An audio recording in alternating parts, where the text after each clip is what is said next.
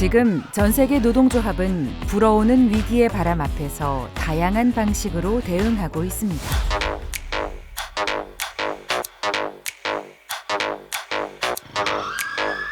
노동조합이 유능한 자판기가 되기로 합니다.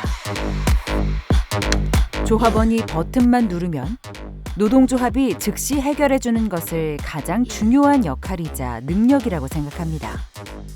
그러다 보니 정작 근본적이고 중요한 문제를 위해 힘든 투쟁이 필요할 때는 조합원의 눈치를 보느라 투쟁에 나서지 못하고 쉽게 타협하게 됩니다.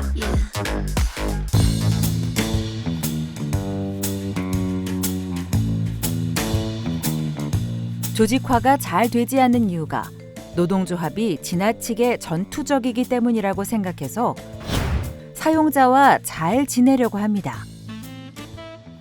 그런데 문제는 사용자가 자신이 허락하는 범위 안에서만 노동조합에 협조적이라는 겁니다. 더 큰 문제는 이렇게 사용자와 잘 지내다 보면 노동조합은 어느새 회사의 노무관리 부서처럼 변해버린다는 점입니다. 그러니 투쟁해야 할 순간에 노동조합이 제대로 투쟁에 나설 수 있을까요? 결국 이제 이러다 보면 사실은 노동조합이 사용자 측에 양보해야 되는 것도 너무 많아질 수밖에 없지 않습니까? 이제 그러다 보면 실제로 노동조합이 노동조합으로서 아이덴티티를 유지하는 부분들이 상당히 좀 어려워질 수가 있는 거죠.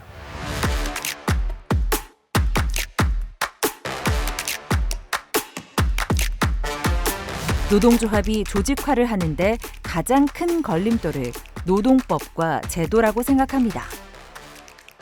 그래서 노동조합을 억압하는 법들을 고치려고 하고 현 제도의 한계를 넘어서기 위한 다양한 노력을 기울입니다. 지금까지 이렇게 조직화의 중심이 되었던 정규직 노동조합이라든지 대기업 노동조합 이런 부분뿐만 아니라 비정규직이라든지 플랫폼 노동이라든지 이런 부분들을 주목을 해서 어쨌든 새로운 노동조합의 모습을 만들어보자 하는 그런 접근법도 있습니다. 이제 문제는 이런 노력은 사실은 이제 주로 제조업이라든지 그죠? 일선의 그 산업 현장에서 우리가 노동조합을 다시 재조직할 때 고려해야 될 사항일 것 같고요. 특히 공공부문 같은 경우에 어떻게 노동조합을 조직하고 활성화할 것인지 하는 문제는 좀 새롭게 좀 고민할 필요가 있지 않겠나 하는 생각이 듭니다.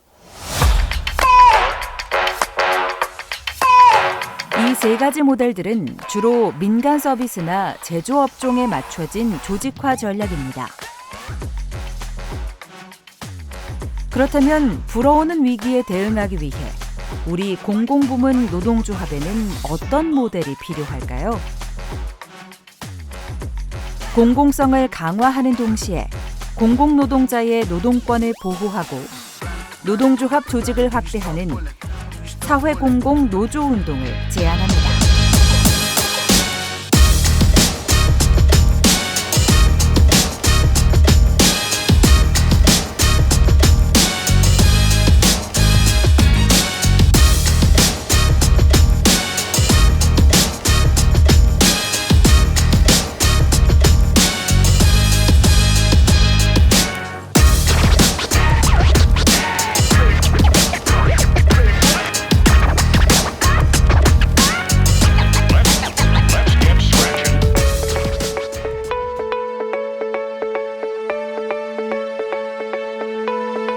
지금 전 세계는 민간으로 넘어갔던 공공서비스를 다시 공영화하는 이른바 재공영화의 열풍이 불고 있습니다. 지난 20년간 80개국 1341개 도시에서 총 1712개의 공공서비스가 공영화됐습니다. 다시 공영화하는 가장 큰 이유는 바로 공공서비스의 본질 때문입니다. 공공서비스는 국민 누구나 평등하게 누려야 하는 권리입니다. 그러나 민영화와 수익 논리에 따라 공공성이 훼손되면서 국민의 비용 부담은 늘고 서비스의 질은 떨어지고 있습니다. 또 하나의 중요한 이유가 있습니다. 민영화는 수익 창출을 위해 긴축, 구조조정, 외주화를 추진합니다. 그 결과 공공부문 노동자의 고용과 노동 조건은 불안정하고 위협받습니다. 따라서 민영화의 고리를 끊어야 공공부문 노동자의 노동권도 보장할 수 있습니다.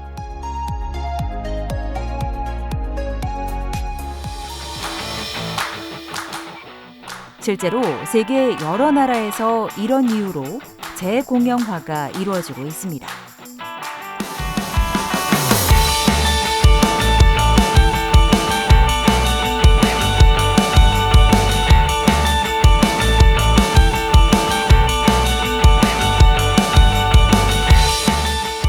서비스를 누가 제공하느냐에 따라서, 그러니까 공급 주체가 누구냐에 따라서 실제 서비스를 제공하는 노동자와의 관계가 결정이 되고, 또 누가 서비스를 공급하느냐에 따라서 노동자와 이용자와의 관계가 또 결정이 됩니다. 그래서 공공소유로 이제 전환하게 되면서 일단 공공 서비스의 일자리가 이제 늘어나기 시작했고, 그리고 그 서비스를 생산하는 노동자들의 임금이나 근로 조건들도 안정화됐고, 그러면서 자연스럽게 이런 공공 서비스에 대한 안정적인 공급이 곧 이제 그 서비스를 이용하는 이용자들의 서비스 질을 높이는 긍정적인 효과로 나타나기 시작했습니다. 우리도 지금 공영화해야 할 곳이 수두룩합니다. 의료, 돌봄, 재생에너지 부분은 민간 중심으로 운영되고 있어 공공부문의 비중을 확대하는 공영화가 필요합니다. 지자체 공공기관의 간접 고용 부분은 민간 위탁과 외주화가 너무 많습니다. 이를 직영으로 되돌리는 공영화가 필요합니다.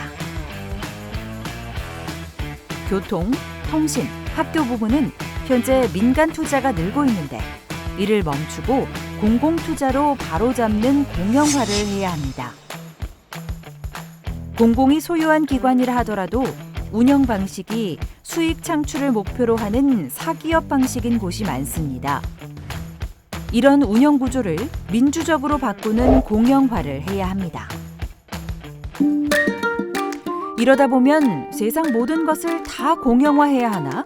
공공부문이 너무 비대한 것 아닌가? 라는 생각이 들 수 있습니다. 하지만 그렇지 않습니다. 지금 세계 500대 기업 중 26%, 무려 132개가 공기업입니다. 대부분의 OECD 국가는 에너지, 철도, 항공, 통신 기업을 정부가 소유하고 있으며 심지어 자동차 제조 및 부품 기업을 소유한 정부도 7개나 됩니다. 우리 모두가 재난 문자를 받고 있는 통신 산업 같은 경우에 이제는 핸드폰이 없으면 자기 신분을 인증하기도 어렵고, 그리고 국가에서 보내는 여러 가지 국민을 상대로 한 안전 문자 같은 재난 문자도 받기 어려운 상황인데, 이 통신 산업 전체가 민영화되어 있는 상태라는 거 과연 누가 이해할 수 있겠는가라는 것이죠. 국가가 운영하는 게 필요하고, 또 시대 변화에 따라서 공공성이 높아지고 있는 여러 가지 산업이나 업종에 대해서 이제 민간의 일을 다 장악하고 국가가 손을 놓고 있는 이런 상황들을 좀 되돌리기 위해서도 결국은 재공영화는 피할 수 없는 과제다.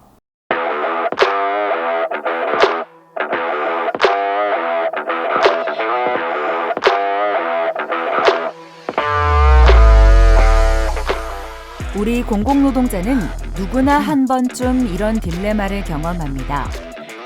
오늘 하루 도시철도 운행이 차질을 빚었습니다. 임금 근로조건 개선을 요구하면 철밥통이다, 귀족노조다라는 비난이 쏟아지고, 사회 공공성 확대를 위해 나서면 불법 파업이다, 시민을 불편하게 한다는 공격을 받습니다.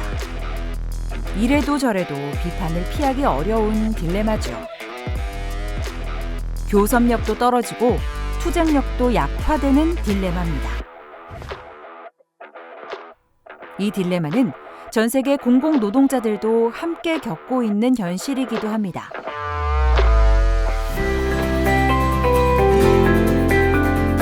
미국의 시카고 교원노동조합은 이런 딜레마에 위축되기보다는 교사뿐 아니라 더 많은 사람들이 함께 할 수 있는 길을 선택했습니다. 시카고 교직원 노동조합은 2010년 단체 교섭을 준비하는 과정에서 교사와 학교 내의 다양한 노동자, 학부모, 지역 시민사회가 함께 참여할 수 있는 플랫폼을 구축했습니다.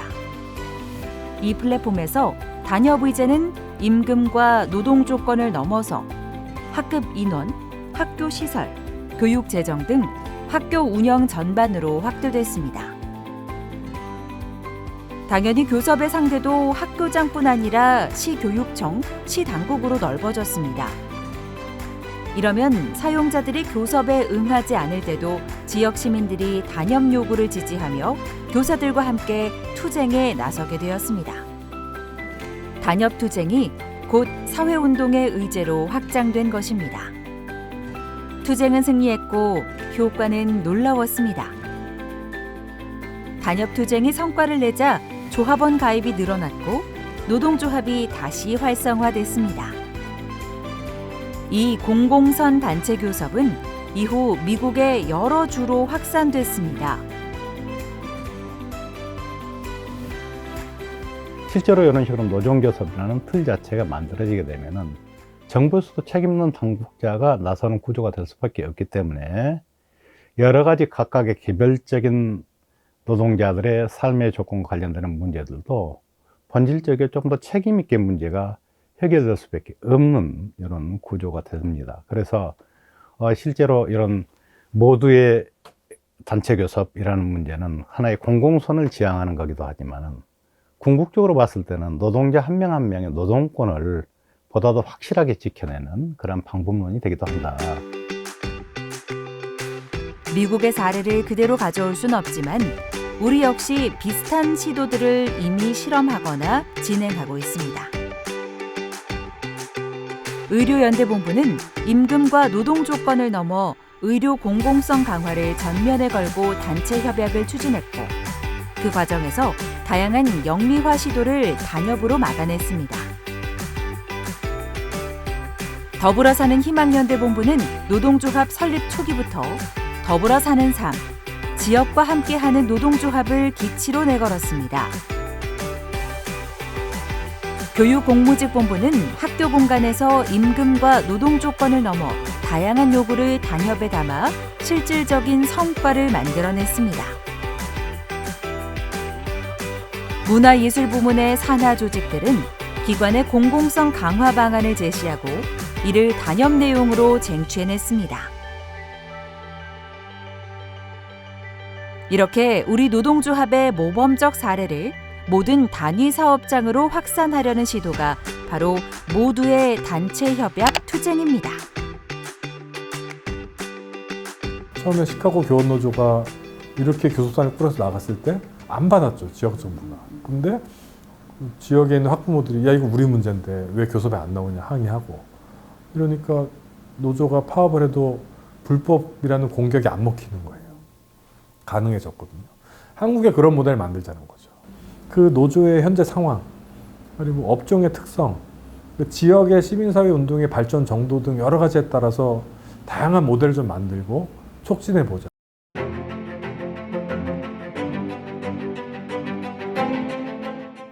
영국의 한 노동경제학자는 노동조합에는 두 얼굴이 있다고 말합니다. 하나는 기득권을 지키는 수호자의 얼굴이고 또 다른 하나는 정의를 외치는 검의 얼굴입니다. 이 두 얼굴 중 어느 쪽으로 기울어지느냐에 따라 현상 유지를 지향하는 보수적 단체가 될 수도 있고 정의를 실현하는 진보적 단체가 될 수도 있습니다.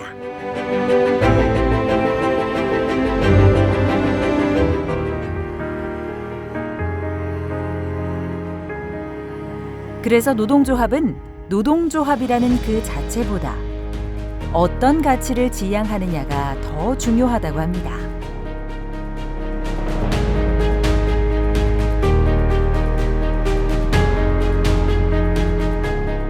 이제 우리는 산별 노동조합 건설을 완성하려는 중요한 시점에 서 있습니다. 우리는 어떤 가치를 품고 어떤 세상을 꿈꾸며 어떤 얼굴의 노동조합을 만들어갈까요? 산별 노동조합 완성을 눈앞에 둔 지금, 우리 함께 머리를 맞대고 생각하고 부지런히 실천하면서 우리의 얼굴을 잘 만들어 봅시다.